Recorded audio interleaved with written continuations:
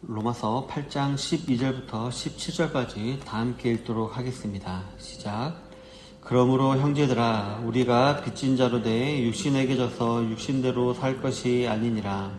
너희가 육신대로 살면 반드시 죽을 것이로되 영으로서 몸의 행실을 죽이면 살리니 무릇 하나님의 영으로 인도함을 받는 사람은 곧 하나님의 아들이라. 너희는 다시 무서워하는 종의 영을 받지 아니하고 양자의 영을 받았으므로 우리가 아빠 아버지라고 부르짖느니라. 성령이 친히 우리의 영과 더불어 우리가 하나님의 자녀인 것을 증언하시나니 자녀이면 또한 상속자 곧 하나님의 상속자요 그리스도와 함께한 상속자니 우리가 그와 함께 영광을 받기 위하여 고난도 함께 받아야 할 것이니라. 아멘. 오늘은 본문을 중심으로 해서 빚진 자의 삶이란 제목으로 하나님 말씀을 나누기를 원합니다. 참된 그리스도인들은 자신이 예수님의 은혜에 빚진 자라는 사실을 깊이 깨닫는 사람들입니다. 11절에도 기록되어 있듯이 예수를 죽은 자 가운데서 살리신 하나님께서 그의 영으로 자신의 죽을 몸을 살려주셨다는 사실을 깊이 깨닫게 되었기 때문입니다. 이처럼 죽은 자가 다시 살리심을 얻는 것은 우리 인간의 힘으로는 어찌할 수 없는 것이기 때문에 이러한 은혜는 사람이 받을 수 있는 은혜 중 가장 큰 은혜입니다. 따라서 저와 여러분들과 같은 성도들은 항상 은혜에 빚진 자라는 생각을 가지고 겸손하고 경건하게 살아갈 수 있어야 합니다. 왜냐하면 저와 여러분들이 이 은혜에 빚진 자로 살아갈 때에 우리는 놀라운 능력과 영광을 누리는 삶을 살게 되기 때문입니다. 그렇다면 이러한 삶을 살기 위해 우리는 어떻게 해야 할까요? 첫 번째로 몸의 행실을 죽이고 영의 인도함을 받아야 합니다. 본문 13절에 보면 너희가 육신대로 살면 반드시 죽을 것이로되 영으로서 몸의 행실을 죽이면 살리니 라고 기록을 하고 있습니다. 우리 성도가 이처럼 은혜에 빚진 자라는 의식을 가지고 살아가는 데 있어서 가장 큰 방해물이 있다면 역시나 우리의 육신입니다. 이 육신의 욕구는 우리가 받은 은혜를 기억하지 못하게 하며 방종하는 삶을 살게 만드는 것이기 때문입니다. 그래서 이 육신의 욕구를 이기지 못하고 넘어지고 쓰러지는 그리스도인들이 적지 않은 것입니다. 그런데 더 심각한 사실이 있다면 이러한 것을 그래 우리가 구원은 받았지만 육신에 연약한 육신을 입고 있어서 그래 라고 생각하면서 스스로 위로하며 스스로를 합리화하는 그리스도인들이 참 많다라는 것입니다. 그러나 이러한 나태한 그리스도인들의 정신을 바짝 들게 하는 말이 오늘 본문에 나오는데요. 바로 너희가 육신대로 살면 반드시 죽을 것이로되 라는 말입니다. 이 말은 저와 여러분들이 구원을 받았을지라도 죄를 지으면 지옥에 떨어진다 라는 말이 아닙니다.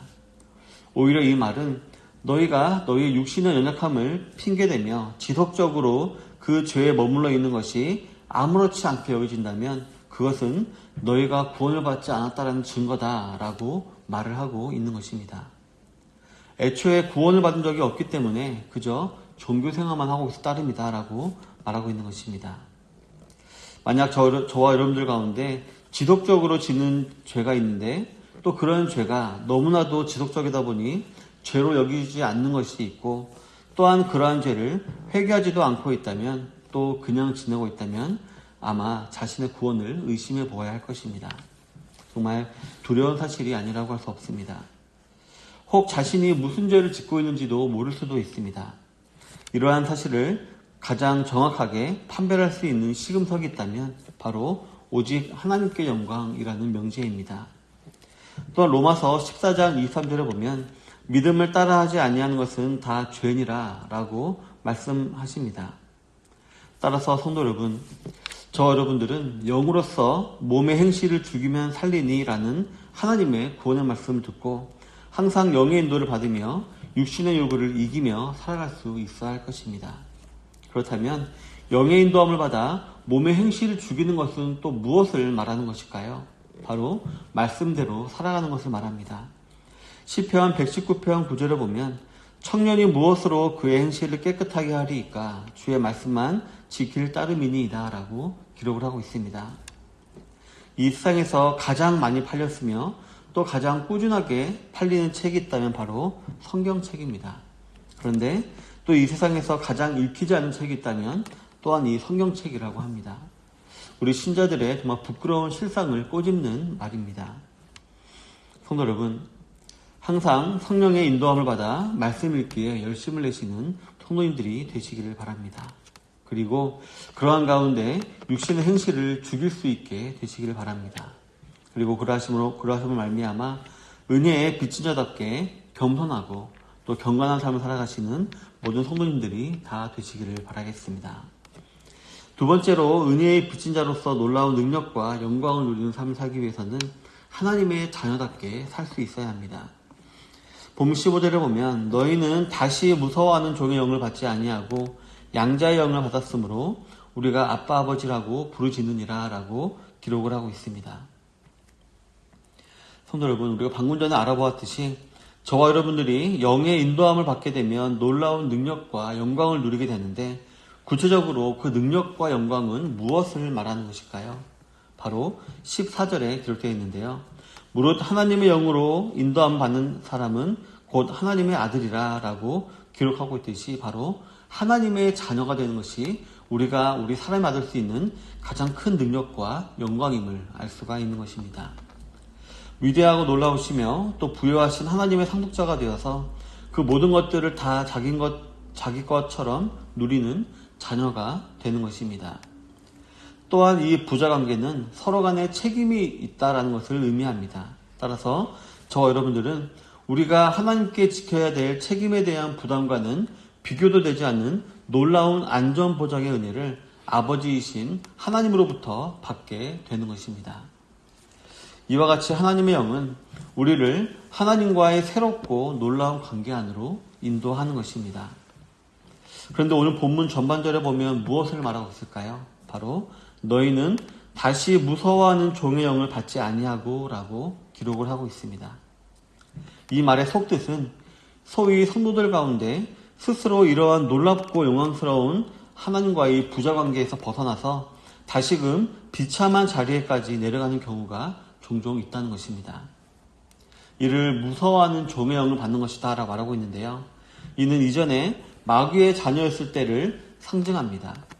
하나님은 우리를 종이 아닌 아들로 받아주시지만 마귀는 철저하게 부려먹는 종으로만 여기는 것입니다. 그래서 세상 사람들은 죄의 종으로서 죄를 먹고 마시며 살아가고 또 그 가운데 평안이라고는 찾아볼 수 없으며 항상 죽음과 지옥에 대한 무서움만을 가지고 살아가는 것입니다.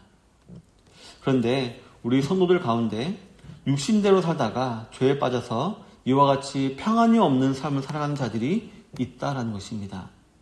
그래서 그런 자들에게 바울은 우리가 하나님으로부터 양자의 영을 받았으니 항상 아빠 아버지라고 부르며 나아갈 것을 우리에게 촉구하고 있는 것입니다.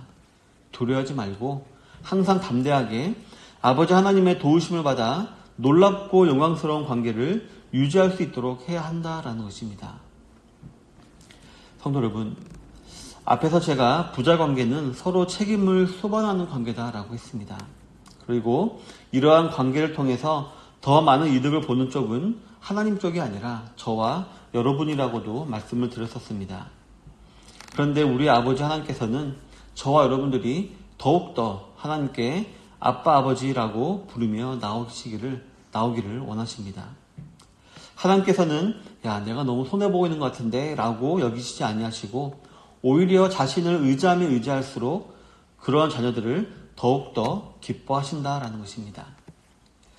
예전에 어떤 목사님이 이런 비유한 것을 기억합니다. 이제 어느 어머니가 며느리가 2명이 있는데 만 며느리는 알아서 모든 걸 너무나 잘하는 며느리라고 합니다. 시키지 않아도 모든 일을 잘하는 정말 되게 지혜로운 며느리인데 둘째 며느리는 뺀질뺀질거리고 아무것도 안 하고 일을 시키면 저는 아무것도 못해요. 어머님이 도와주세요. 라고 이렇게 맨날 어머니께 매달리는 그런 며느리였다고 합니다. 우리 생각에는 첫째 며느리가 되게 칭찬받고 좋은 며느리라고 생각하지 않습니까? 근데 오히려 이 어머니 입장에서는 이 둘째 며느리가 더 자기에겐 좋았다고 합니다. 왜냐면은 항상 자기를 의지하고 도와달라고 그러고 자기를 어른으로 인정하는 이런 것이 좋아서 둘째 딸을 더 이뻐했다라는 그런 말을 들은 적이 있는데요. 마찬가지로 우리 하나님께서도 우리가 스스로 알아서 스스로 잘하기를 원하시는 것이 아니라 매사에 하나님을 의지하고 하나님께 나와 하나님께 이렇게 묻는 것을 더 좋아하신다는 것을 우리는 기억해야 한다는 것입니다. 즉 하나님의 자녀가 되는 은혜를 받은 저 여러분들이 이러한 은혜의 빚진 자답게 살아가는 것은 더욱더 하나님께 가까이 나아가는 것이고 그분께 더 많은 은혜를 공급받는 것이다 라는 의미입니다. 염치가 없다고 혹은 죄송스럽다며 내 힘으로 하려고 하는 것은 오히려 무서워하는 종의 영을 받았을 때로 돌아가는 행위로서 아버지 하나님께서 싫어하는 것임을 우리는 기억할 수 있어야 하는 것입니다. 하나님의 자녀답게 더욱더 가까이 그리고 자주 하나님께 나아가시는 저와 여러분들이 되시기를 바라겠습니다. 우리 사랑하는 성도 여러분, 본문 17절에 보면 자녀이며 또한 상속자, 곧 하나님의 상속자요 그리스도와 함께한 상속자이니 우리가 그와 함께 영광을 받기 위하여 고난도 함께 받아야 할 것이니라 라고 기록을 하고 있습니다. 본문에 보면 저와 여러분들은 값없이 하나님의 상속자가 되었다라고 기록을 하고 있습니다.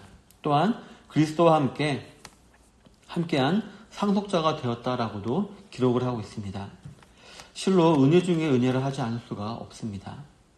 저 여러분들은 아무것도 할 것이 없는데 하나님의 은혜로 말미암아 구원을 받고 자녀가 되고 그로 말미암아 왕같은 제사장이 되어서 놀라운 능력과 영광을 누리는 삶을 살게 된 것입니다. 그런데 본문에 보면 이러한 능력과 영광의 은혜를 받기 위하여 고난도 함께 받아야 할 것이다 라고 말을 하고 있습니다. 그렇다면 이 본문에서 말하는 고난의 정체는 무엇일까요? 환난, 전쟁, 기근, 지진, 핍박 이런 고난을 말하는 것일까요? 아닙니다. 바로 13절에 나와 있듯이 영으로서 몸의 행실을 죽이는 것입니다. 다음으로는 15절에 나와 있듯이 양자의 영을 받은 자답게 매사에 하나님을 의지하는 하나님의 자녀다운 삶을 살아가는 것입니다. 왜냐하면 우리가 말씀을 가운데 깨닫게 되는 것, 성령께서 깨닫게 하시는 것만큼 우리의 행실을 죽이고 자제하는 것이 말처럼 쉬운 것이 아니고요. 양자의 영을 받은 자답게 매사에 하나님께 아뢰고 묻고 나아가는 것이 말처럼 쉬운 것이 아니기 때문에 그런 것이 우리에게는 고난으로 다가올 수가 있다는 것입니다. 그래서 이미 임했지만 아직 완전히 임하지 않은 하나님 나라에 가기까지 이 땅에서 저와 여러분들은 은혜의 빚진 자답게 항상 겸손하고 경건한 삶을 살아갈 수 있어야 할 것입니다. 부디 오늘 하루도 하나님의 놀라운 은혜의 빚진 자답게 살아가심으로 하나님께 영광을 올려드리고 또 이 세상에서도 하나님의 영광을 드러내는 삶을 살아가시는 모든 성도님들이 되시기를 주님의 이름으로 축원합니다. 아멘.